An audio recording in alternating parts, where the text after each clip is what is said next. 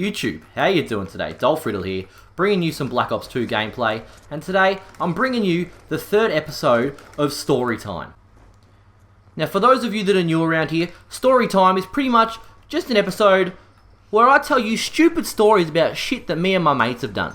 And in today's episode, what I'm going to be talking about is how one of my best mates drove his car into a lake. And I know that sounds extremely stupid, but yes, he actually did drive his car face first, nose first, into a fucking lake. So how this happened, right? Me and my mates, we were all on a little bit of a holiday, a bit of a camping trip, and we thought we'd take our cars up there just so we could drive between the towns and, you know, get some supplies, some food, some alcohol. And coming straight out of the caravan park was like a 400-meter dead straight road. And having a road that straight when you've got a bunch of teenagers is a really fucking bad idea. Because every single time we left the caravan park, they would drive as fast as they fucking could down this straight road, which ended in a right-angled left turn. So on the second day that we're up there, one of my mates, he's coming back towards the caravan park. So he's driving up the straight road, and this time he's going to be turning right to go up the really long straight.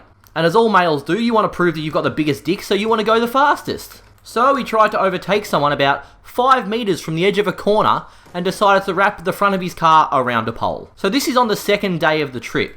Then we're all pretty sad that night. You know, the mood's down. One of our mates crashed his car. He's not very happy. The mood in the camp is just a little bit down. So we just all decided from then that we might drive a little bit more carefully for the rest of the trip. But then the next day, my mate Kerovic decides that he's going to drive one of the chicks and a couple of the guys down to the pub.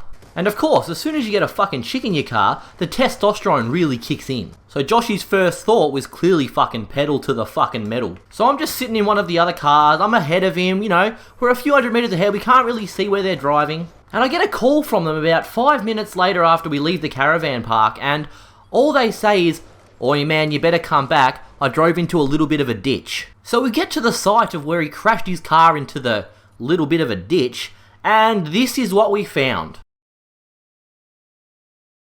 What a fucking dickhead. So not only was he stupid enough to fucking do this, but he was stupid enough to do it the day after one of my mates crashes his car on exactly the same fucking corner. Now if you ask me, the chick that was in the car, she really was not worth crashing his car into that lake. So the moral to this story, guys, is really, if you want to crash your car into a lake, then at least make sure the chick you're trying to impress is at least more than a 3 out of fucking 10. So just to finish the video off now, guys, just to let you know, the water that they had to climb through to get out of the fucking car was infested with snakes. And sex is good, guys, it really is, but unless you're 26 and still haven't touched a girl, then it's probably not worth driving your car into a fucking lake.